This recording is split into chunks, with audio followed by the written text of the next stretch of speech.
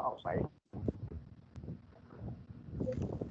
Good morning, everyone. We're now on week 14, unit Morning, 4, sir. talking about cyber digital literacy. Good morning, everyone. Good morning, sir.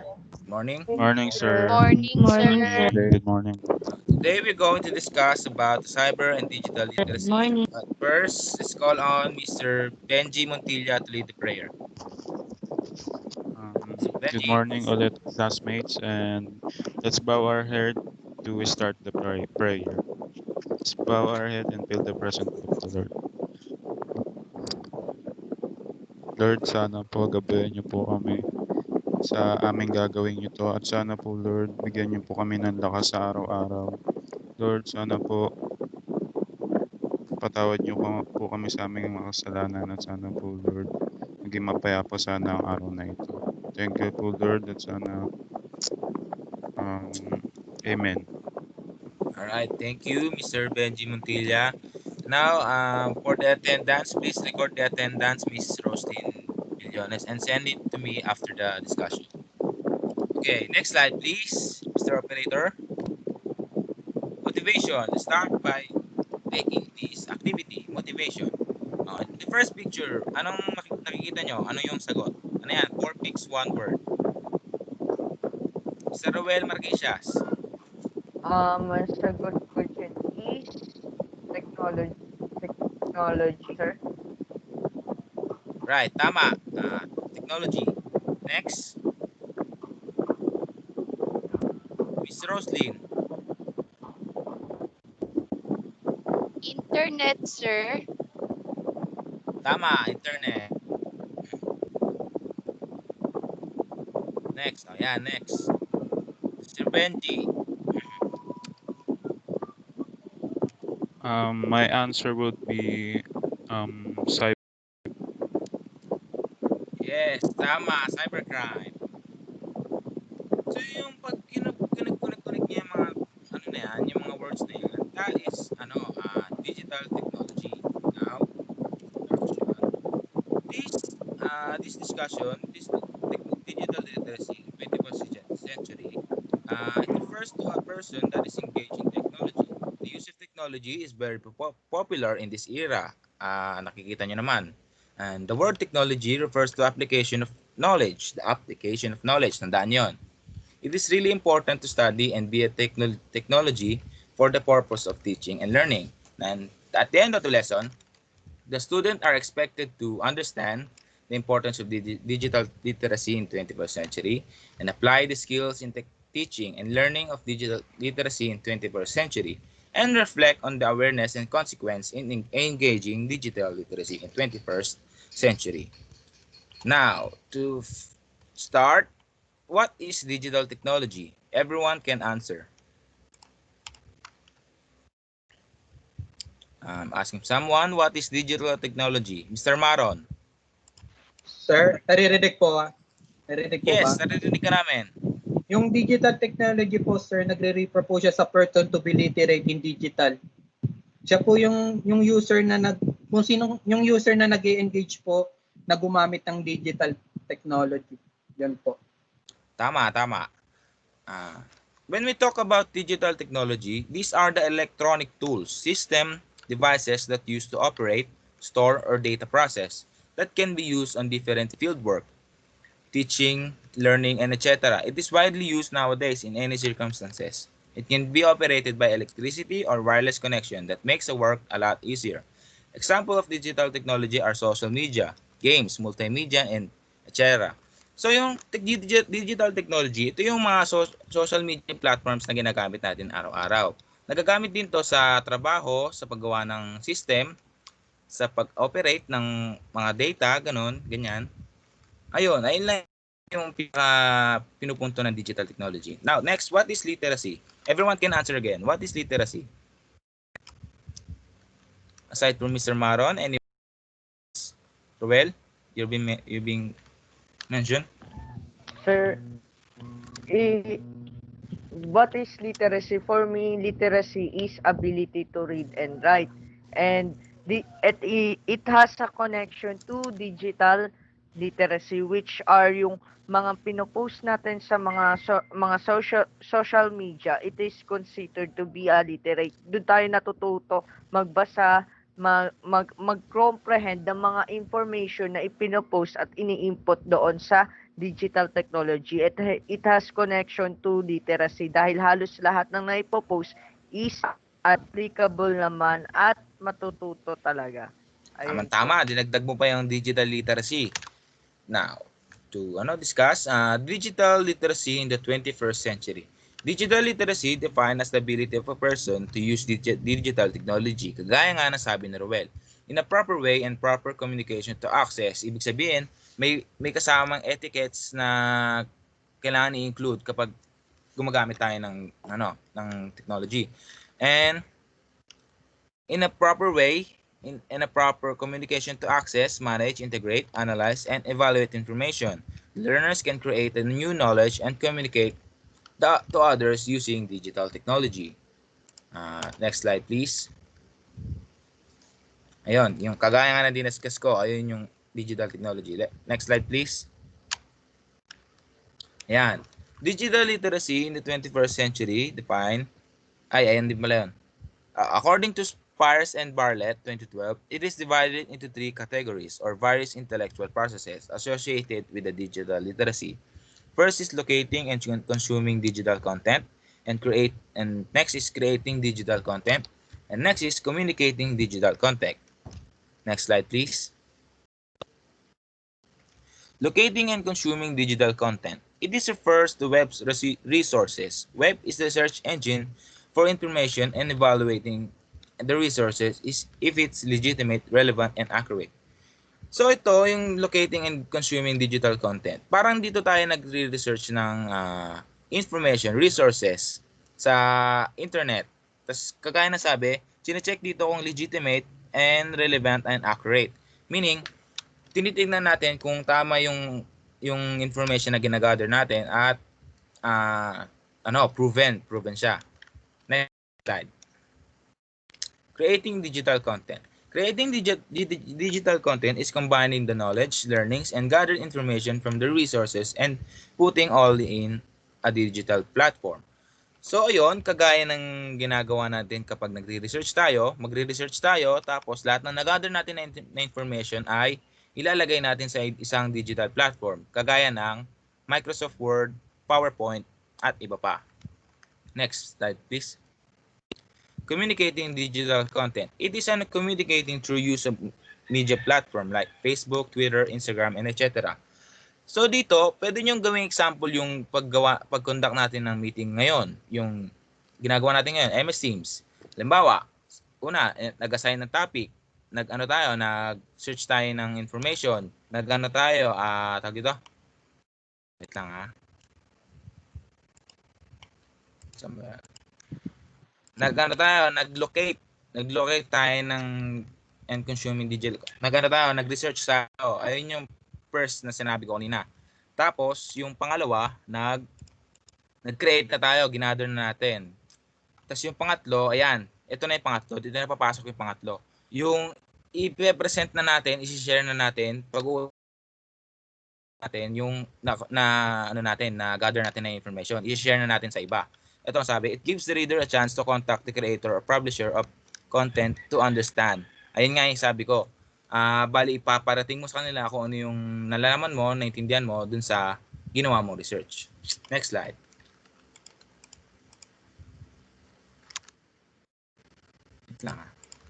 Cyber digital citizenship in the digital age. Next slide. Cyber citizenship in digital age, it refers to every individual who is engaging to the world of internet and has a knowledge and skills to effectively use digital technologies. Ito lang, parang tayo lang yan, yung cyber citizenship.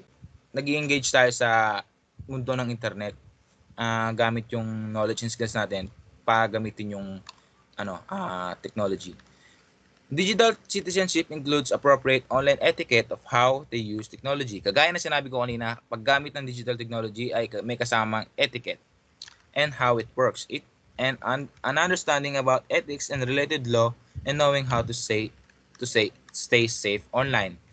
So, sa tingin ko naman, tayo ay ICT major. Aware tayo sa mga dangers and threats sa internet. Kayo ba? Aware ba kayo sa Sir, sa dagdag ko lang dangers sa po. internet? Ano 'yan? Dagdag ko lang po. Sige, sige.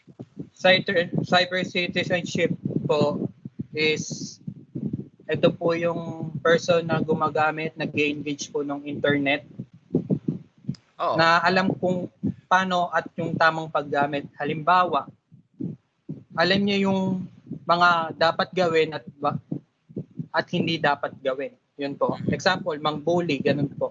Mag-share ng hindi mag-share ng fake news. Yun po, sir. Oo, tama. Tama yung sinabi mo. Kagaya lang ng sinabi ko kanina, may tamang etiquette sa paggamit ng internet. Okay, next slide. Thank you, Mr. Maron, for the additional information. Thank you po, sir. In the digital age, ito yung mga characteristics ng isang good citizen. Ito lang yung tatandaan nyo, acronyms. ATDMP. Advocates, treats others with respect, does not steal damage, makes appropriate decision, proactively limits health risk of technology. So ito, ano naman siguro siya, self-explanation naman siya. Ito, yung sa una, advocates for equal digital rights and access for all. Meron bang gusto mag-add ng information about dyan? Yes, wala naman. Kasi ano siya, pwede nyo siya maintindihan. Treats others with respect in online spaces and bullies. Kagaya na sinabi ni Mr. Maron kanina. Tama-tama yon. Mr. Dawal, you're raising your hand. I will share something po dyan about po sa characteristic of good digital citizen po. Regarding po dyan sa several characteristics po, discuss all about the etiquettes on how you will involve in digital world. Since we are facing now the online platform, you need to be responsible. You have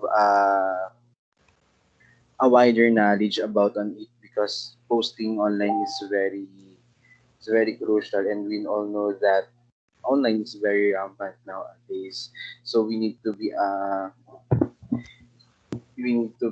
more responsible first, and also be accountable on what we share online, because online or media is a platform for the truth and authentic news.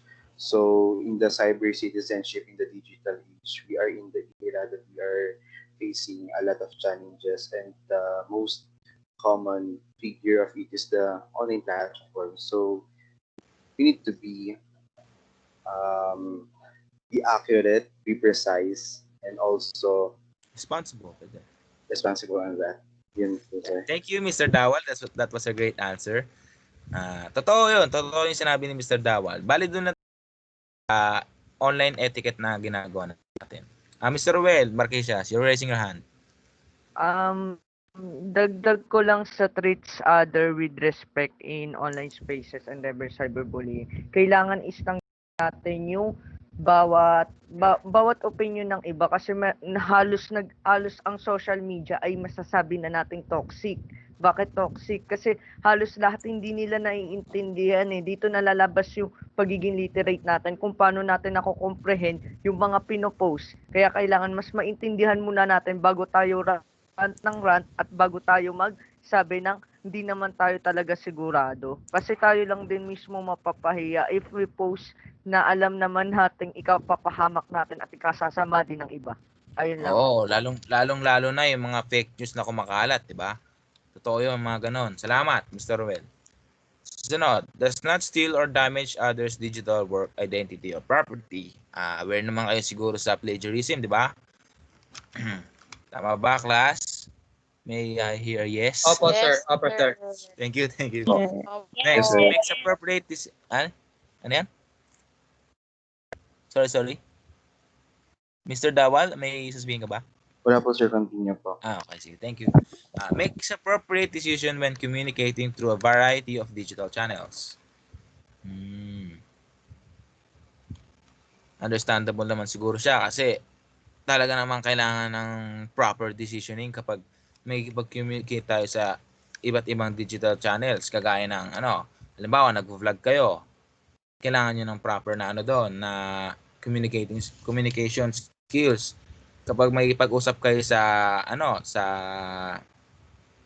sa mga formal na tao, halimbawa mag-a-apply kayo, magano kayo noon, magagawa kayo ng conduct kayo ng word na maayos that are polite, ganun.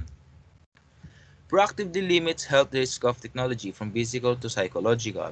Ay, ito pinaka-importante dito kasi pinag-uusapan dito yung health ng tao. Ito medyo focus to lalong-lalo na sa mga addict na hindi naman sa addict. Yung mga mga lagi silang nag-computer, mga 8 hours a day, ganun. Siyempre, din yung nila, yung mga mata nila, ganun, ganyan. Sa tingin nyo, wala ba kayong pwede ma-share no? Anong pwedeng mangyari kapag masyado kayong gumagamit ng technology? Anyone? Mr. Benjie Montila, you're being mentioned. So, bakit nga ba nakakasama yung paggamit ng sobrang technology? Unang-una sa mga mata natin, kailangan limitahan natin yung paggamit ng technology para hindi masira yung retina ng mata natin. Tapos, kailangan magbigay kayo ng 30 minutes na pahinga. Kasi para, yun nga, hindi masyadong masira yung mga mata nyo. Ayos. Saka, yun lang. Salamat, Mr. Benjie. Tama-tama yung sinabi niyo na yun. Okay, kung naiintindihan nyo, tandaan nyo lang itong mga acronyms ito. ATDMP ang mga characteristics ng isang good digital citizen. Next. Internet safety. We're now on the internet safety. Next slide.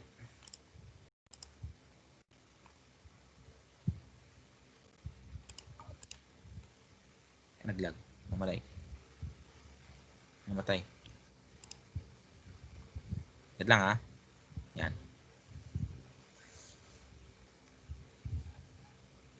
Saglit lang class. Naglag lang. Take your time po, sir. Yan. Okay na. Internet safety. It is the awareness about the consequence of accessing internet to identify the various threats or danger. The internet is dangerous to everyone without knowledge about the internet. Ayan, kaya na sinabi ko kanina, ang internet ay masyadong maraming threats, maraming mga loko-loko na nagagawa ng virus and threats. Kayo, may na-encounter na ba kayo na na threats na galing sa internet?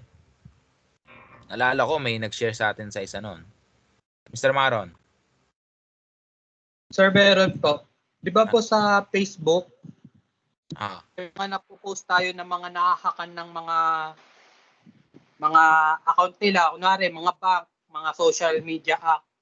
Ayun po yung kadahilanan ng mga unknown link, unknown sources na kiniklik nila. Kumbaga napi-phishing sila. Once na click nila yung unknown link na yon, magkakaroon ng chance na maka-access yung mga cyber criminals or yung may hawak ng web na yon. Yun po, sir.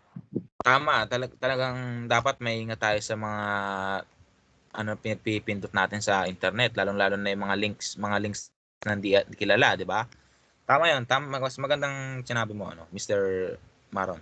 Miss Roselyn, may natatandaan ako na na-discuss mo dati na tungkol about sa threats na pwedeng mangyari ng internet. Pwede mangyari sa internet. Miss Roselyn, pwede ka bang ma-share?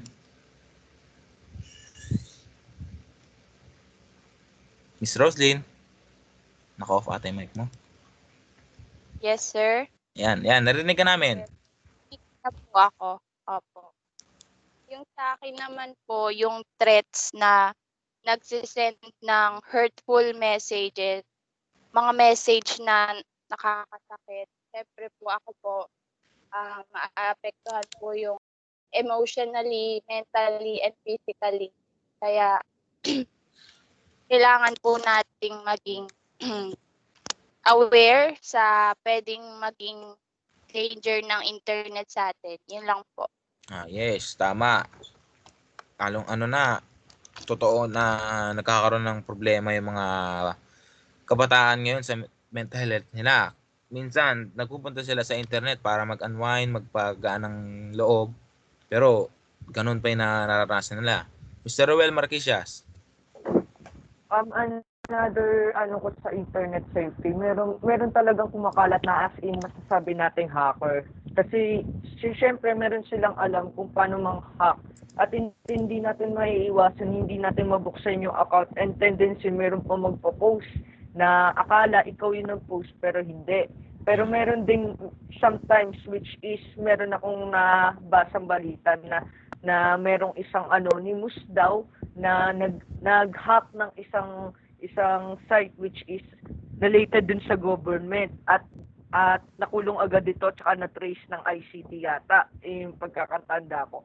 Para sa akin is kailangan talaga maging maingat, tsaka kailangan alamin natin yung consequence, kasi tayo din yun sa atin din yan magsisimula. Kung gagawin natin yung mali o ipipilit natin tama yung mali, nasa sa atin pa rin naman yun Kaya kung sakaling may alam tayo sa akin, gamitin natin ito for good purposes and not for bad.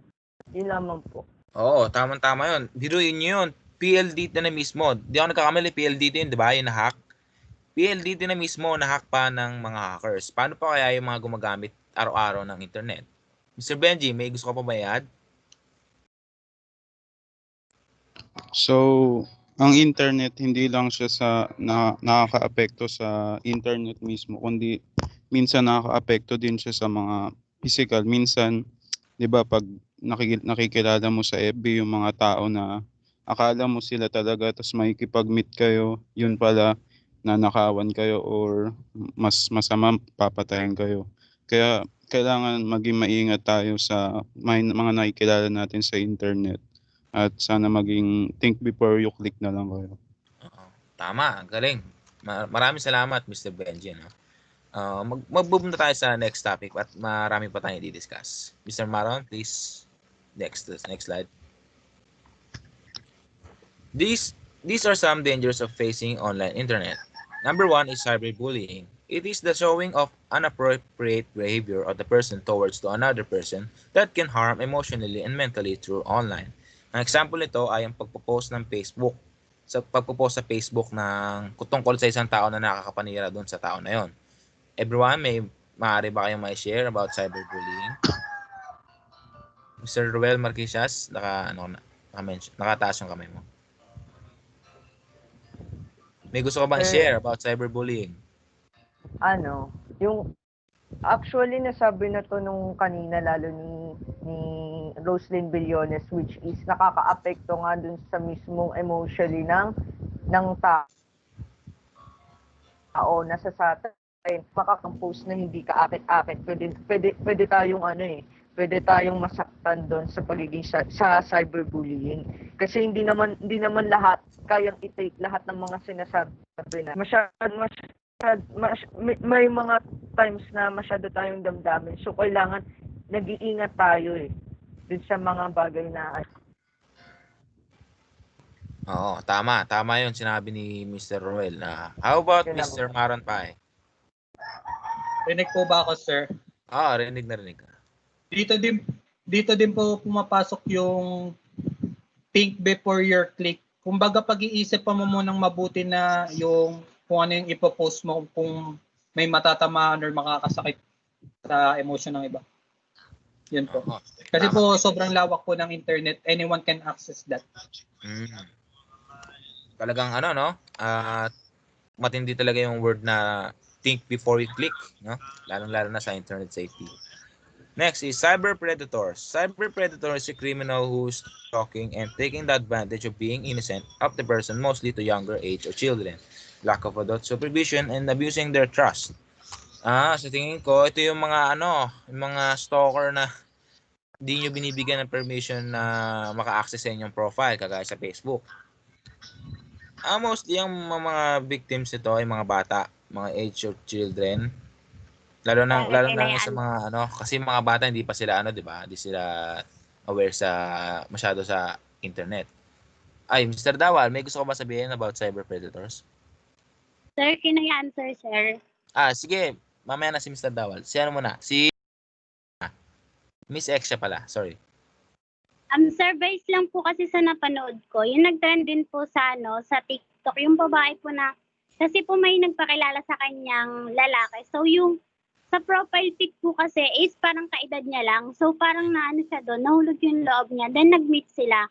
Tapos unexpected or expect the unexpected. Napansin na parang may edad na nga. So yun, syempre nagtiwala siya. So that time, ayun po, nagkaroon ng problema. May ginawa sa kanyang masama yung tao na yun. Syempre, dapat po, bago tayo makipag-communicate sa ibang tao, dapat alam muna natin kung ano yung background ng isang tao na yun. Huwag tayo basta-basta magtiwala. So, ayun po. Tama, matindi na yung mga ganong example. Galing ah. Miss Jeanne, Giray, may gusto ko ba i-add?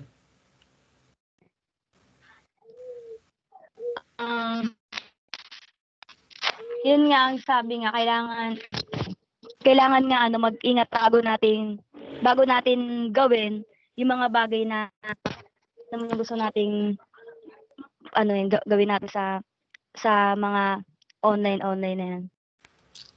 Galing, tama, galing. Next slide. Maraming salamat mga sumagot. Posting private information. It can lead to cyber predators to give a chance to locate and find you by posting your information. Ayan, ito ang kadalasan hindi nagagawa ng mga gumagamit ng internet. Yung paglalagay nila ng private information sa unknown sources, lalo na sa mga fill-up forms, yung mga register. Malay nyo, ano na yun? Tawag dito? Malicious website na yon, pwedeng i-trace, i-locate, ganun. Kayo, meron ba kayong mga experiences about posting private information, lalo na sa sa internet? Anyone? Miss Jeanne Giray, you're being mentioned again.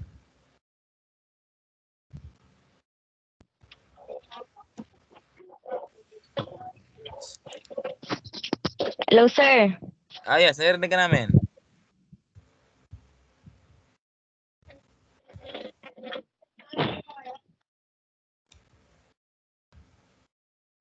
Ay, mukhang mabagal yung internet ni Miss Giray. How about Miss Roselyn?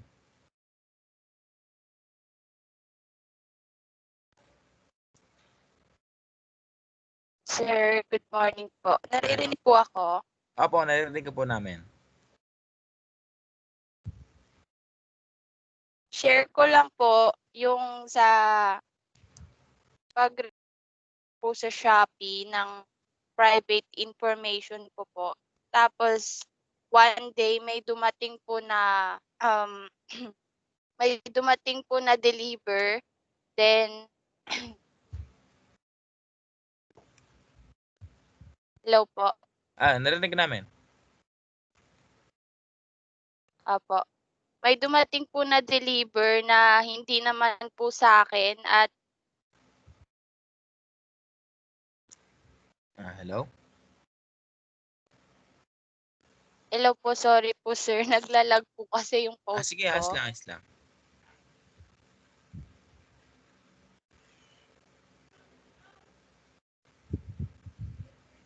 So, ayan naglalag si Miss Roselyn. Balikan ka na lang namin, Miss Roselyn, mamaya. Miss Perol, you're being mentioned. Miss Perol?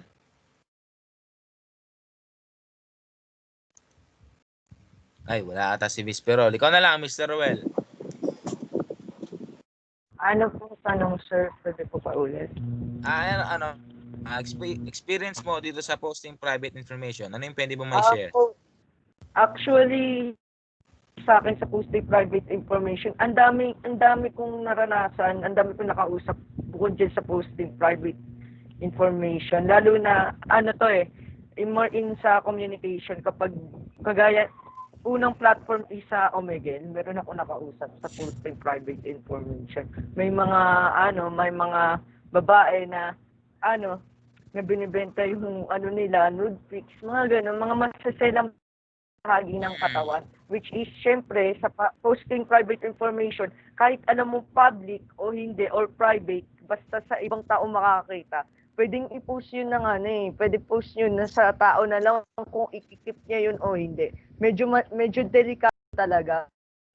Pero feel bad kasi ginagamit nila yun as para kumita. I mean, no choice sila para gawin, pero dahil nga, because of pandemic, nagagawa nila yung mga bagay na mali.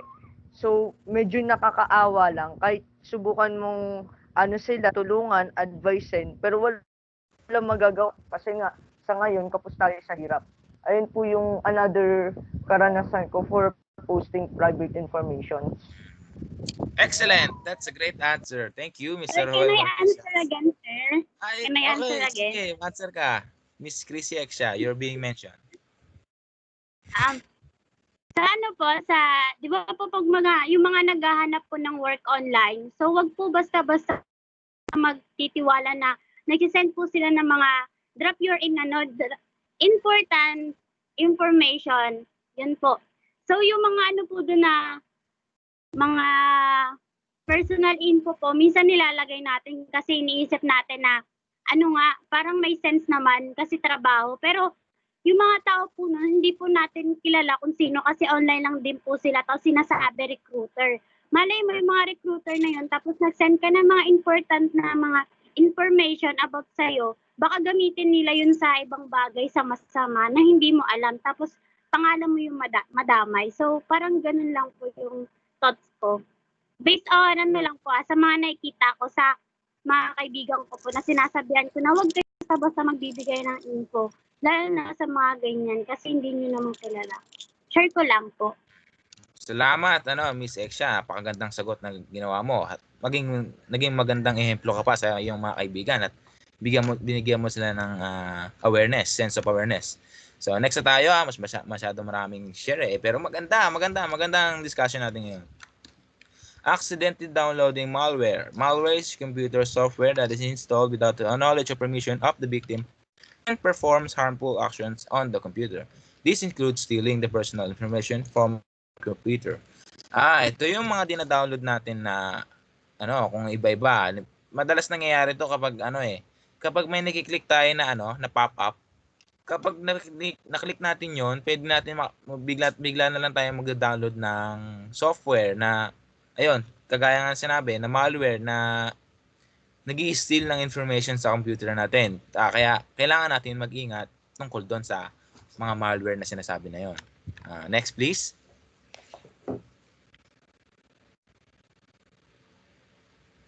Phishing. It refers to the website that you're accessing. It is manipulated by cybercriminals to give to access your email, bank account, and etc.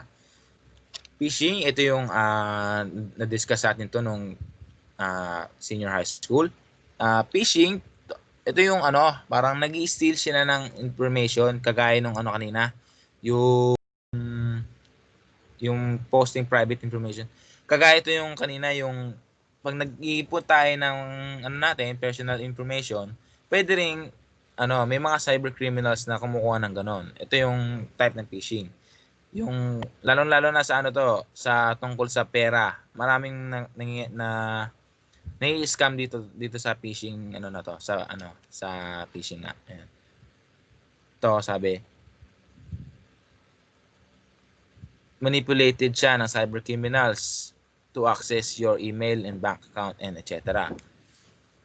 Ayun lang naman yung phishing. Parang nagko-collect sila ng information, tas yung bank account, binabawasan, ganyan. Next, falling scam. It refers to exchanging valuable things or offering, selling, and etc. through online that's not legitimate. Ito ata yung tungkol doon sa may black market ba yun? Sinasabi nila, sa may deep web na sinasabi nila. Yung mga nagbebenta sila ng mga bagay na hindi legal sa mundo. Halimbawa, barel. O yung mga kakaiba. Alam niyo na yun, yung mga gamit na hindi dapat binibenta. Next. Cyberbullying. We've already discussed that. Next. Discuss na natin yan. Next. Cybercrime. Yan. It is a crime that involves computer and network. Cybercrime, it is illegal activity through the use of hardware, software with internet. Cybercrime includes a wide range of malicious activity such as cyberbullying, planting worms, Trojan, or anything virus that can lead to harm your computer and also possible to access to your personal information, sorry, typo, personal information from the computer. So ito, yung sinabi natin kanina, ito yung mga krimen na nangyayari sa internet. Yung pagnanakaw ng information, pag cyberbullying, cyber libel, ganon, ganyan. Next, excuse me. Managing computer threats. Now, may question ako sa aking mga estudyante. How do you manage computer threats? Anyone? Mr. Maron? Ito po yung pag-install mo ng antivirus at firewall po. Sa antivirus po, nade-detect niya po kung yung desktop mo, yung na-download mong source galing doon sa internet kung may virus. At yung firewall naman, parang siya po yung hindi ko po ma-explain, pero yung marami siyang message na nasisend doon sa computer mo. So parang hinaharang niya yun para po hindi mag-access sa computer. Parang ganun po. Yan po. Salamat. Maraming salamat sa iyong sagot. Tama yan. Miss Maggie Perol, you're being mentioned. For managing computer threats, educate yourself to be careful suspicious emails. Yung emails kasi, halimbawa na lang sa apps, huwag kang click ng link na alam mo naman hindi familiar sa'yo kasi pwede siyang mag-threat na yung account mo mapasok niya, ma-invade niya yung personal, privacy. Tama, excellent. Maraming salamat, Miss Maggie Perol. Next slide, please.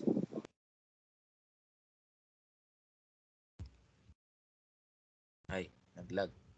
Saglit lang Yan. Managing your computer threats, it helps your personal information in your computer to be safe. There is some solution to prevent the viruses, worms, malware, and etc. to protect your computer. Kagaya na sabi ni Mr. Maron Paje, mag-install tayo ng mga antivirus software na pwedeng mag-protect sa atin sa mga malicious websites. Install antivirus software, kagaya na sabi ko, it's preventing, detecting, and removing the malware from your computer. Employ a firewall to protect networks. Firewall is designed to block unauthorized access, permitting outward communication. Next, please. Don't run programs of unknown origin. This is to ensure that all software installed can be accounted for and that its sources can be confirmed to be legitimate. And creating backup is the process of making copies of your data. And educate all users to be careful of suspicious emails. Never click an attachment or unknown link from the unknown. Ayun yung sinabi ni Miss Perol. Next.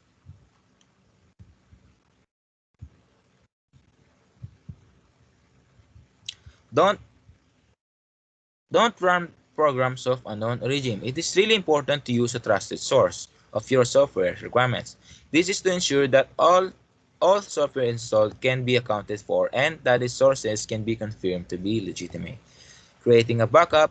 Making backup is help your lost or destroyed file from the computer to restore. Creating backup is the process of making copies of your data. It is very understandable. Please, next slide.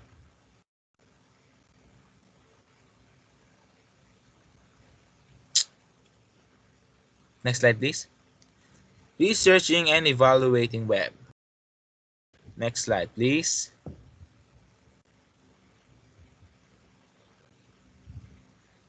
Internet is a global computer network providing a variety of information and communication. In researching through, we always look to legitimate, relevant, and accurate resources for our research and to evaluate information. Meaning, we are researching and evaluating our information gathered from the internet carefully and critically. Next slide, please.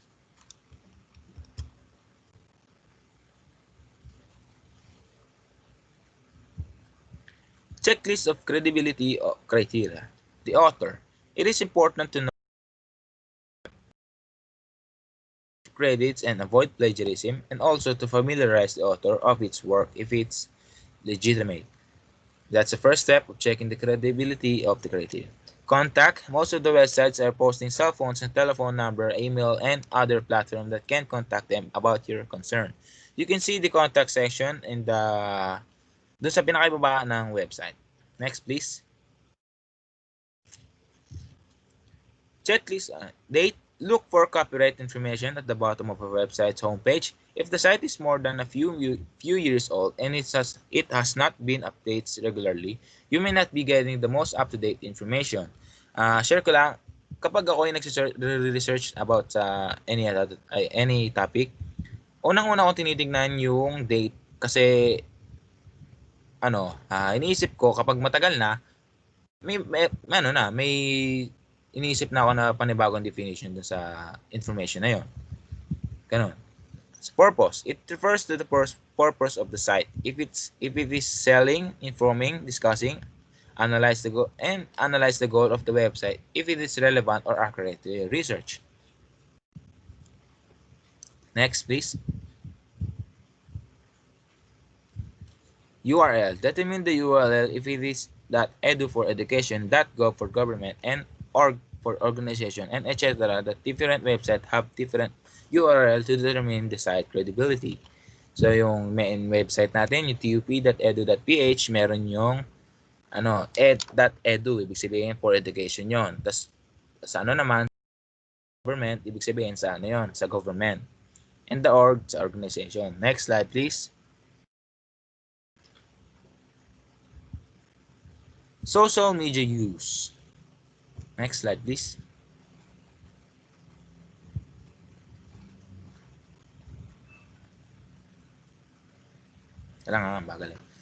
It refers to different platforms about the site like Facebook, Twitter. Excuse me, Mr. Maron, nabalik. Twitter, Instagram, and many more. The social media is certainly used for individuals, entrepreneurs, and celebrities to start up a small business and big enterprises. Social media built for communication and collaboration and many more. Aware na kayo dyan sa social media. And next slide. Here are the 7 uses of social media. It is used for communication. Using social media in communication helps to deliver the message in the simple and easiest way to the person. Example ng social media platform na ito ay Messenger or Viber, WhatsApp, and etc. Collaboration. Social media that used for collaborative project that give permission to allow the member to manipulate the project using email account. Next slide, please. Remember the 7 uses of social media. Opinions and reviews. It is having a conversation to someone about the review and opinion about the things. Brand monitoring. It talk about the brand of the product, what the customer exactly want. Uses of social media are meant empowering you to know what people are talking about your brand, product, or service. Next slide, please. Entertainment. It refers to game and movie, television that entertain the person through social media. An example platform nito ay pwedeng YouTube, Netflix, and etc. Media sharing. It refers to sharing the information through social media, such as posting video on YouTube, posting picture in Facebook and Instagram. It's understandable. Paid advertising. Running a paid ads on social media are very effective. Some of social platforms that you can run your ads into Facebook, YouTube, Instagram, and etc. This is mostly on vloggers and influencers. Next slide. Mobile devices. Next, Maron. Next slide. Mobile devices is a general term of any handheld devices. Kagaya nito, cell phone. It was designed in a small type of device that has an installed software that can operate like a desktop but limited. Sa cellphone, pwede tayong maggawa ng document, maggawa ng PowerPoint, mag-video, yan, etc. Types of mobile devices. Tablet. Alam nyo na yun, tablet. Designed like laptop but it provided different experience. Tablet come in all sizes from slightly larger than smartphones. E-readers. It is a gadget that designed for reading digital books. And smartphones, it is a small device that can operate like a computer, but it is limited. Next slide, please. Digital traits. It refers to positive and negative characteristics of digital technologies to function and the ability of the gadget to what it can do. For example, in positive characteristics, to across devices, interaction, communication, personalized access in media, and etc. And in negative characteristics, but insecure, privacy, unreliable, and etc. Next slide, please.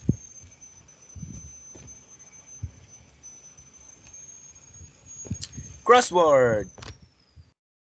So, ayun. Next topic na yan.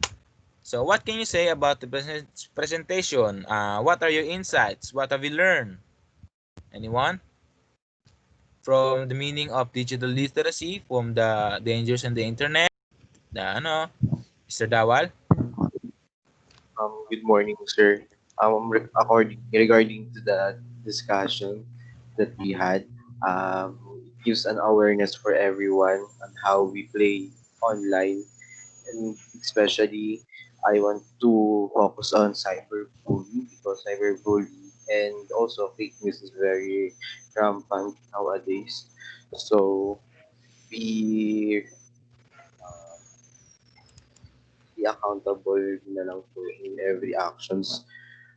Kasi po, we are in the online world that everyone can see who you are and what you are. So be careful on what we post. Also, what are our actions through online media or digital platform po. Yun Yes, po. thank you for that. Sorry. Ano ko ba? Okay na? Okay na po. Okay, thank you, Mr. Dawal, for that great answer. Now, I have a question for everyone. How does digital literacy inform your life? What continued learning tools have you embraced in your career? I want to hear your experiences. Ulitin ko. How does digital literacy inform your life? Ayun muna. Anyone? Mr. Paje? Ulit po, sir. How does digital literacy inform your life? How does digital literacy inform your life? Sir, teka lang po, nakalimutan ko po eh. Sige. Iba po muna. Mr. Roel. Sir, how does the digital literacy inform my life? Actually, a lot. Kasi ang dami kong natutunan. For me as an ICT teacher, future educator, actually sa YouTube, marami akong natututunan about sa mga video tutorial na mga dapat gawin kapag may mga problems sa mga computers, laptops, PC, or mobiles. Kasi halos nandun na lahat eh. Titignan mo na lang kung paano siya i-execute. Once yun na napag-aralan mo naman yung mismong profession like ICT, madali na lang para sa'yo para maintindihan yun. Which means dito papasok yung pagiging literate mo sa isang bagay. Tapos nasa sa'yo na lang kung paano mo siya i-enhance, paano mo siya gagamitin or i-execute para mas maayos mo yung mga bagay na alam mong problema or solusyon naman talaga. Ayun po. Nice. Thank you for that excellent answer, Mr. Roel Marquicias. How about Miss Jeanne Giray? Last na to last na yung question na yan. Tapos magbibigay na ako assignment. Hello, sir. Okay, narinig ka namin? Hello, sir. Narinig ka namin. Yung digital literacy ay nakakatulong sa atin, lalo na sa mga estudyante.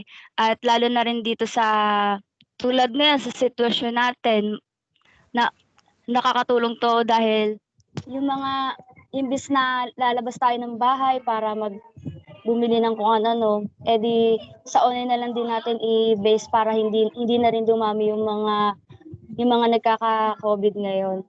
At doon din at mga estudyante rin na imbes na face to face, dahil sa ikabubuti ng mga estudyante,